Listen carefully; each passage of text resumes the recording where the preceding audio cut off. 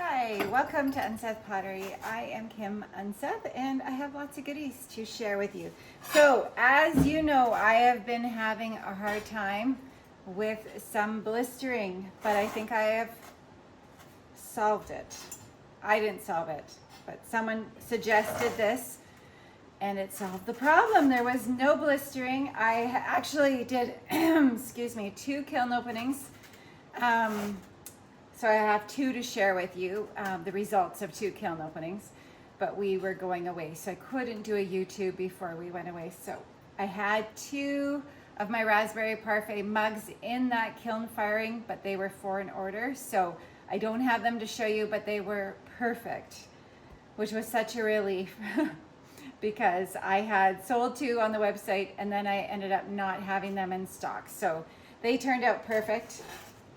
This kiln firing was perfect. There was nothing in this last kiln firing that didn't turn out from what I could tell. So yeah, that's exciting because I've had a lot of casualties lately. So the firing schedule I did, I'll post each ramp on the description, but the top temperature was 2190 with an 8-minute hold. And then I dropped 100 degrees. So I dropped it down to 2090 at a speed of 999 per hour. So just dropping it as quick as you can and then hold for 30 minutes. So my previous kiln schedule was you drop it to 1900, hold it for 30 minutes. But apparently if you drop it to 1900, it works for some, I know it does, but the theory behind it is if you drop it too far, then those blisters have already, are already firm in place. That's not the right word, but yeah, they've already firmed up or whatever, I don't know, but this worked. So apparently if you just drop it that 100 degrees, it's still fluid, but it's not releasing the gases anymore, and then holding it for 30 minutes gives it that time to heal. So it worked. So I am never venturing from that. Well, we'll see, but I'm gonna try not to venture from that. So I have a few new things that I'm quite excited about. Oh, I should go get my, all right, these ones I remember. Yeah, they turned out so good. So this is, maybe the only thing I would do different is add more ongo. This one I got a little bit light. Yeah, you can see. I did 2 coats, so maybe I should have done 3. Let me see if they're all like that. Nope. So maybe it was just this one. Anyways, so this was 2 coats of dark brown ongo, and then 2 coats of honey flux, 2 coats of amber quartz, and then 1 or 2, depending on how thick your sandstone is, of the sandstone. So yeah, I really love how those turned out. I did wine cups, and I also did mugs.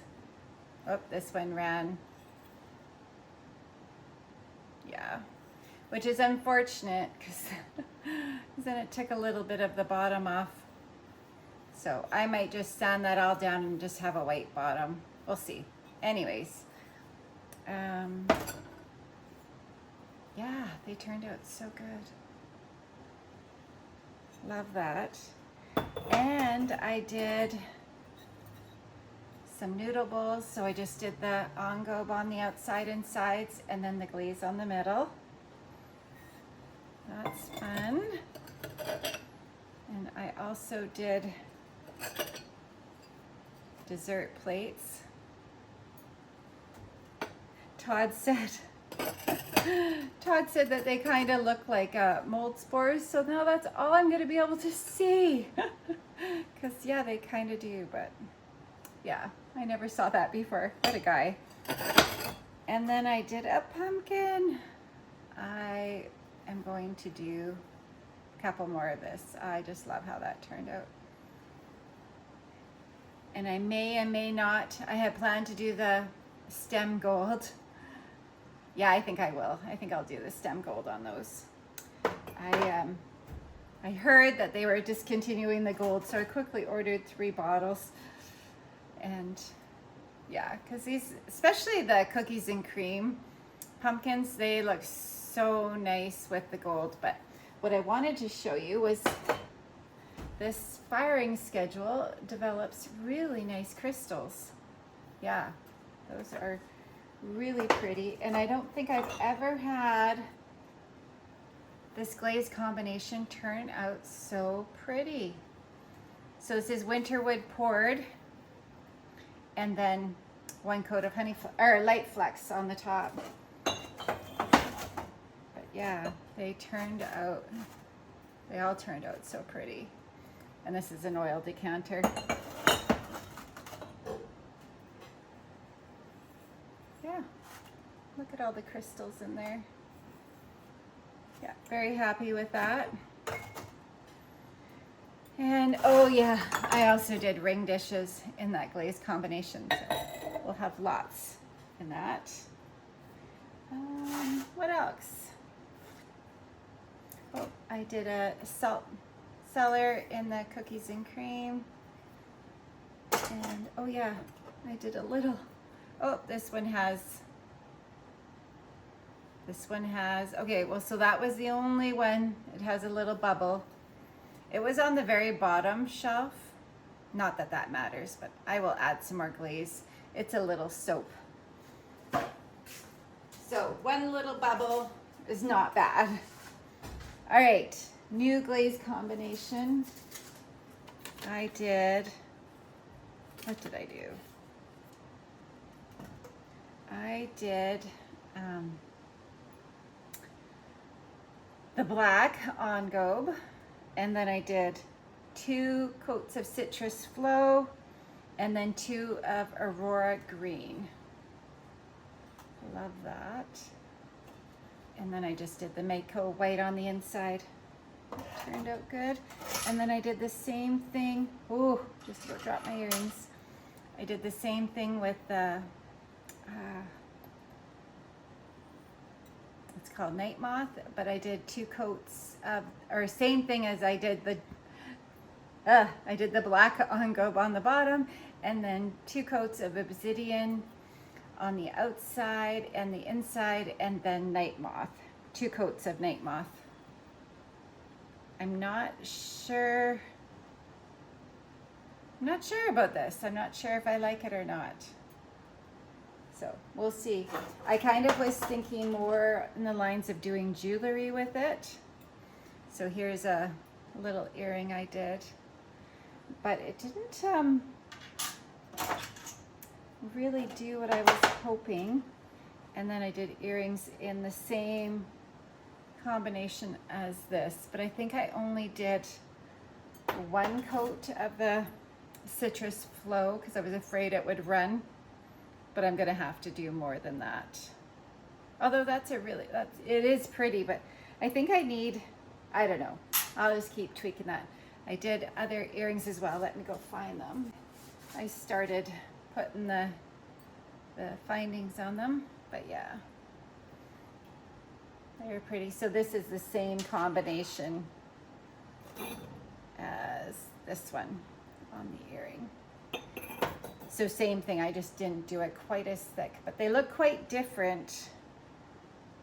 Yeah, I really like it. Anyways, whew, what else did we do? I did, this was speckled white on gobe, and then I did a lace, floral lace. I think it was from Milan Transfers, and then this is soft red. No? Soft red? Gosh. Yes, this one was soft red, and this one was soft aqua, but same combination. I did 6 of those. Oh, and this was also a new combination. What did I do?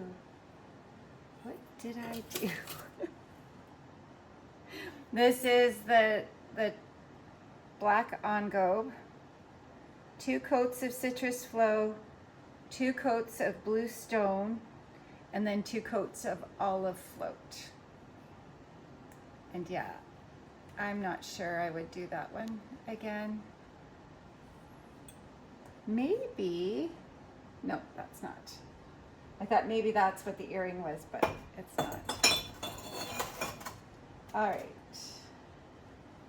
This one is poured Winterwood, and then I hand paint fire brick red, and then I pour the Winterwood over top, and then I put 1 coat of light flux over the fire brick red. So did a bunch of mugs in that.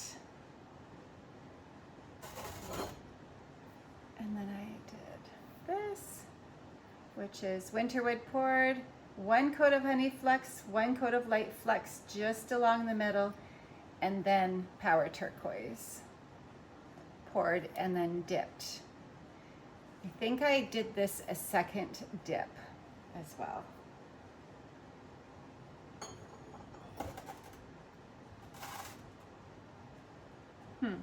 So I did wine cups in that. Oh, that one's pretty. And mugs.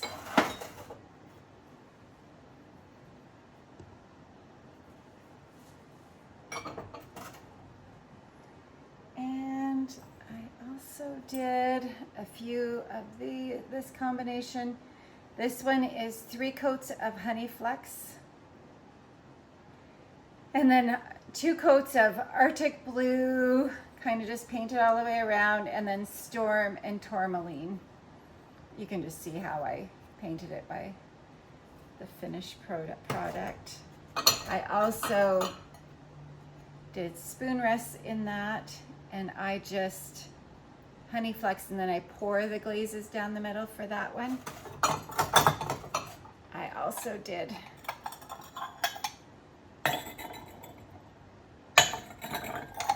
a few little dip bowls to go with the platters, and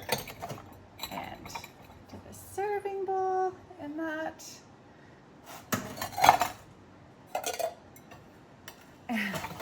There's so much stuff. Oops, apparently the camera was leaning against this. A platter in that combination. Leave this out. And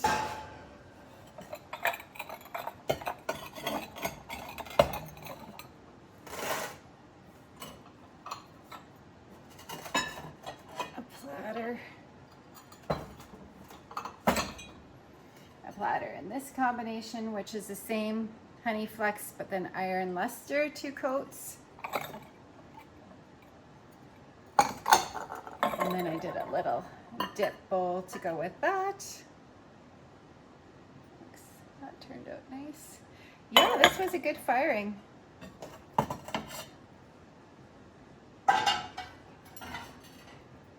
And then I did a platter in this combination, which is honey flux, 1 coat of honey flux, 1 coat of light flux, and then I pour Winterwood, and then I pour spearmint, and then I just hand paint some Jen's Juicy Fruit, which spearmint and Jen's Juicy Fruit are both glazes that I mix up.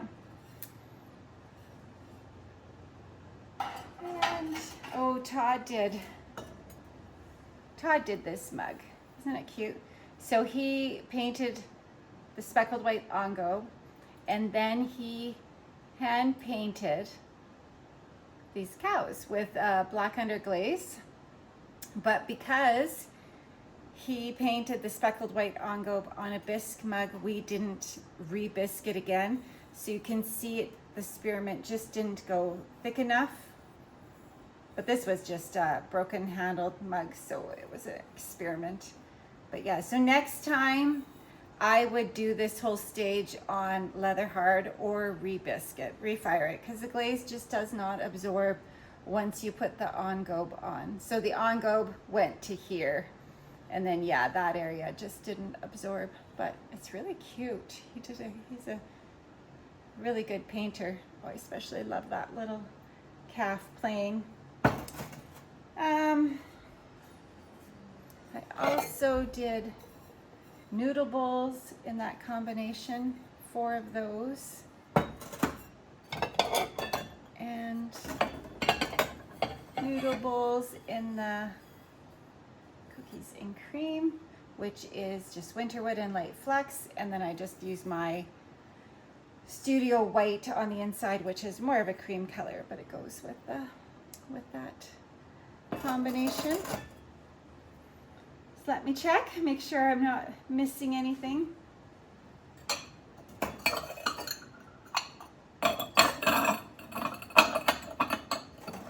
also did one of my swirl bowls, but it had to be refired, and it really did change the color somewhat by refiring it, but turned out, so that's good.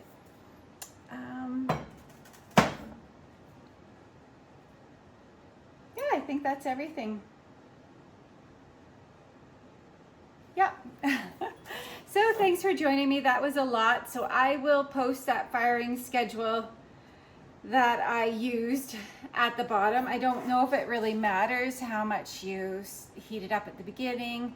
Basically, top temperature was 2190. I held it for 8 minutes, but if you don't want it to be as hot, I quite like it, but I don't like it when you're using the ongo when it runs onto the bottom, because you really can't sand the bottoms when you're using ongo. So yeah, I could dial that back to maybe a hold for 5 minutes, but I do really love when it runs, because like, look at all the colors in there.